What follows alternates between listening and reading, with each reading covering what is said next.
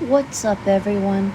I'm Zuzu the Destroyer, and tonight we're diving into one of the most infamous creepypastas ever written. This is the Russian sleep experiment, originally posted on the Creepypasta wiki by the author known as Orange Soda. Turn off the lights, get comfortable, and let's begin. Russian researchers in the late 1940s kept 5 people awake for 15 days using an experimental gas-based stimulant. They were kept in a sealed environment to carefully monitor their oxygen intake so the gas didn't kill them, since it was toxic in high concentrations. This was before closed-circuit cameras, so they had only microphones and 5-inch thick glass porthole-sized windows into the chambers to monitor them. The chamber was stocked with books and cots to sleep on, but no bedding, as well as running water, a toilet, and enough dried food to last all 5 over a month. The test subjects were political prisoners deemed enemies of the state during World War II. Everything was fine for the first 5 days. The subjects hardly complained, having been promised, falsely, that they would be freed if they submitted to the test and did not sleep for 30 days. Their conversations and activities were monitored, and it was noted that they continued to talk about increasingly traumatic incidents in their past. The general tone of their conversations took on a darker aspect after the 4-day mark. After 5 days, they started to complain about the circumstances and events that led them to where they were, and demonstrated severe paranoia. They stopped talking to each other and began alternatively whispering into the microphones and one-way mirror portholes. Oddly, they all seemed to think they could win the trust of their experimenters by turning over their comrades, the other subjects in captivity with them. At first, the researchers suspected this was an effect of the gas itself. After 9 days, the first of them started screaming. He ran the length of the chamber repeatedly, yelling at the top of his lungs for 3 hours straight, at which point he continued attempting to scream, but was only able to produce occasional squeaks. The researchers postulated that he had physically torn his vocal cords. The most surprising thing about this behavior was how the other captives reacted to it, or rather, didn't react to it. They continued whispering into the microphones until the second of the captives started to scream. The 2 non-screaming captives took the books apart, smeared page after page with their own feces, and pasted them calmly over the glass portholes. The screaming promptly stopped. So did the whispering into the microphones. After 3 more days passed, the researchers checked the microphones hourly to make sure they were working, since they thought it impossible that no sound could be occurring with 5 people inside. The oxygen consumption in the chamber indicated that all 5 must still be alive. In fact, it was the amount of oxygen 5 people would consume at a very heavy level of strenuous exercise. On the morning of the 14th day, the researchers did something they said they would not do to get a reaction from the captives. They used the intercom inside of the chamber, hoping to provoke any response from the people that they were afraid were either dead or vegetables.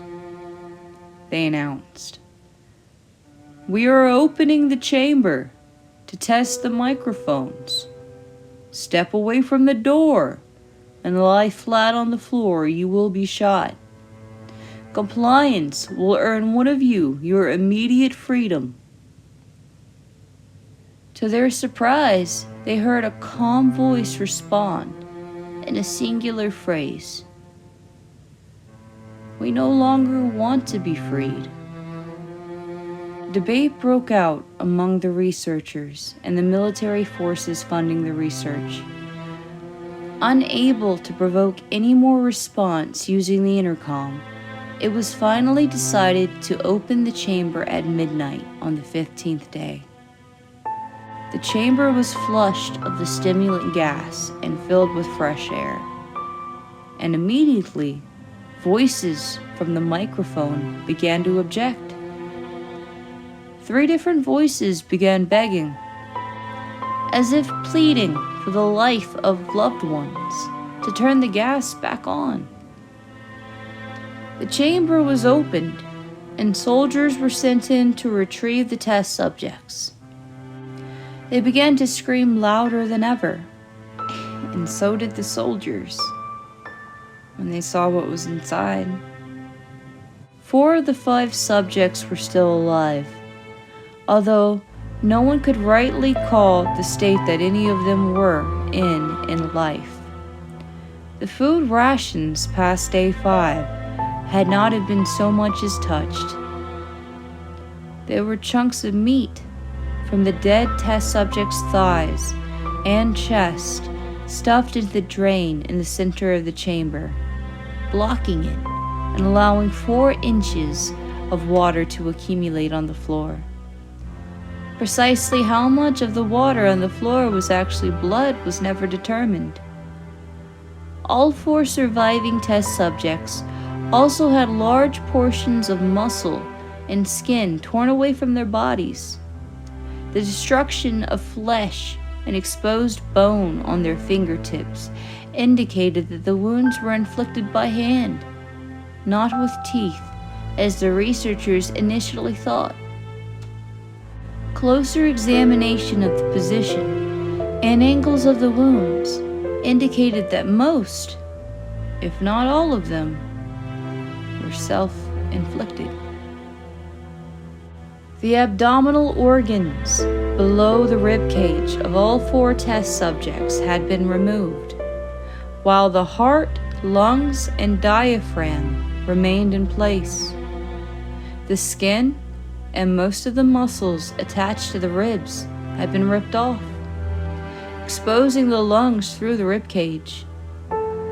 All the blood vessels and organs remained intact, but had been taken out and laid on the floor, fanning out around the eviscerated but still living bodies of the subjects.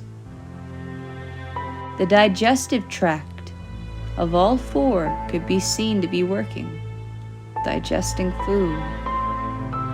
It quickly became apparent that they were digesting their own flesh, that they had ripped off and eaten over the course of the days. Most of the soldiers were Russian, special operatives at the facility, but still, many refused to return to the chamber to remove the test subjects. The subjects themselves continued to scream to be left in the chamber, and begged and demanded that the gas be turned back on, lest they fall asleep. To everyone's surprise, the test subjects put up a fierce fight in the process of being removed from the chamber. One of the Russian soldiers died from having his throat ripped out, and another was gravely injured by having his testicles ripped off and an artery in his leg severed by one of the test subject's teeth. Another of the 5 soldiers lost their lives, if you count the one that committed suicide in the weeks following the incident. In the struggle, one of the 4 living subjects had his spleen ruptured and bled out almost immediately. The medical researchers attempted to sedate him, but this proved impossible.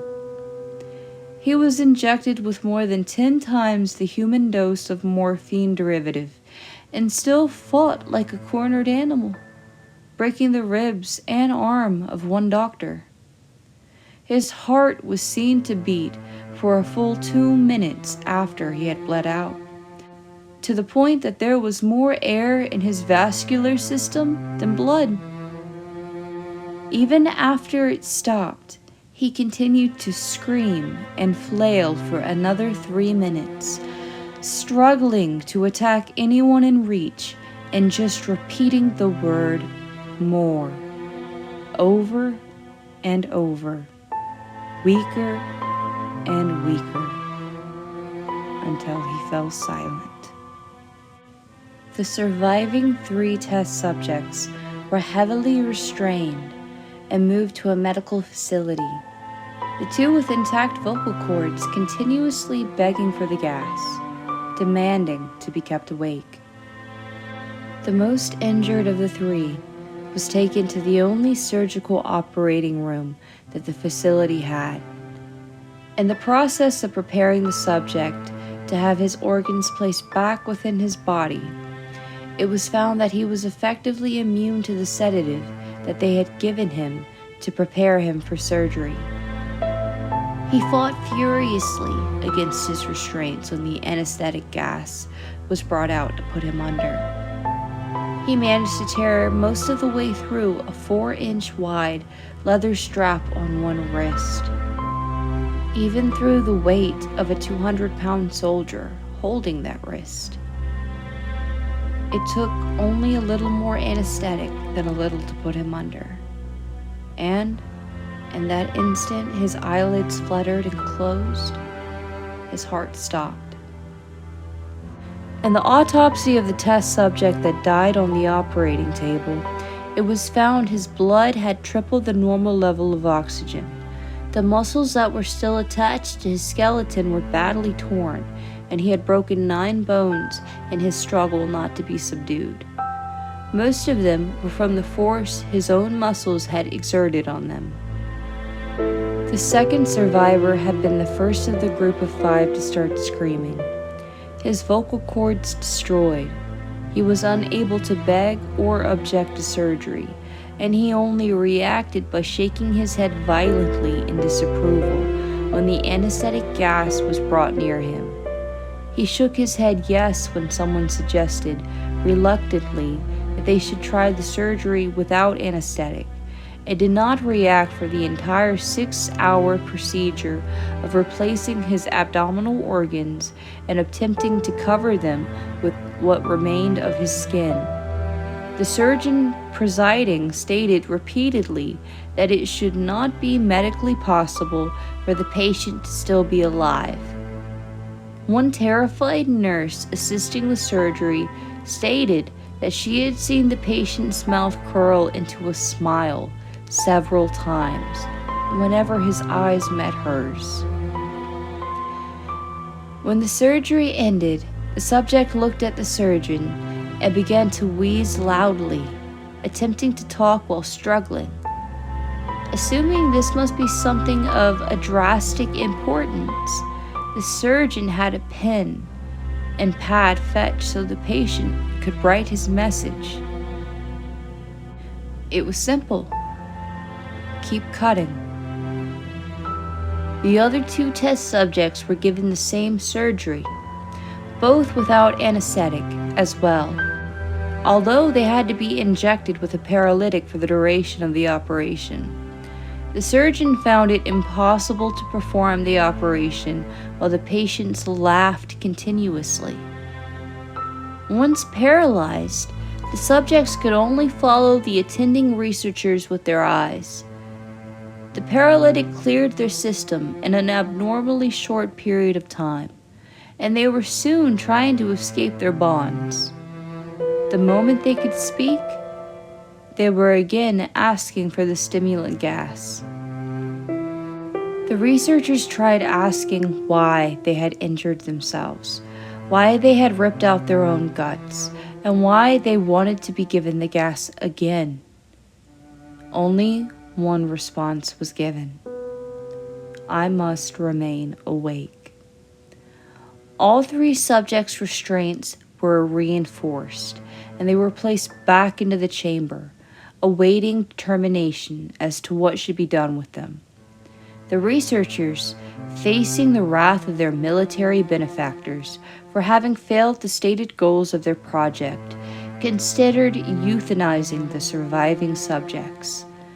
The commanding officer, an ex-KGB, instead saw potential and wanted to see what would happen if they were put back on the gas.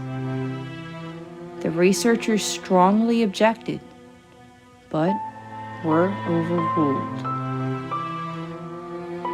In preparation for being sealed in the chamber again, the subjects were connected to the EEG monitor and had their restraints padded for long-term confinement.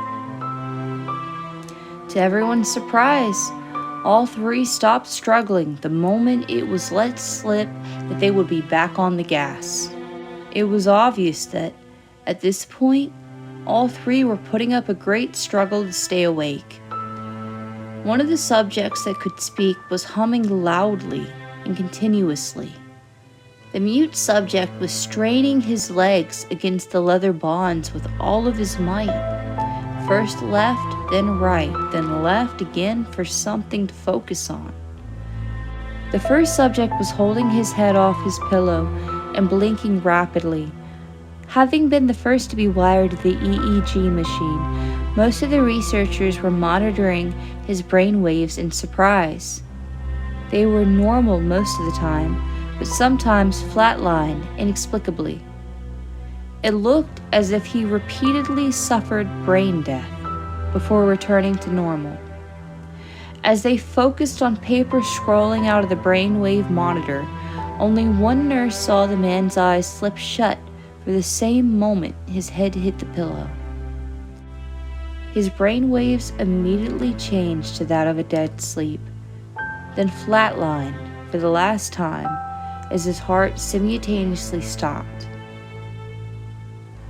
The only remaining subject that could speak started screaming to be sealed in now. His brainwaves showed the same flat lines as the one who had just died from falling asleep. The commander gave the order to seal the chamber with both subjects inside, as well as 3 researchers. One of the named 3 immediately drew his gun and shot the commander point blank between the eyes, then turned the gun on the mute subject and blew his brains out as well. He pointed his gun at the remaining subject, still restrained to a bed, as the remaining member of the medical research team fled the room. "I won't be locked in with these things. Not with you," he screamed at the man strapped to the table. "What are you?" he demanded. "I must know." The subject smiled. "Have you forgotten so easily?" the subject asked. "We are you. We are the madness that lurks within you all, begging to be free at every moment in your deepest animal mind. We are what you hide from in your beds every night. We are what you sedate into silence and paralysis when you go to that nocturnal haven where we cannot tread." The researcher paused, then aimed at the subject's heart and fired. The EEG flatlined as the subject weakly choked out. So nearly free.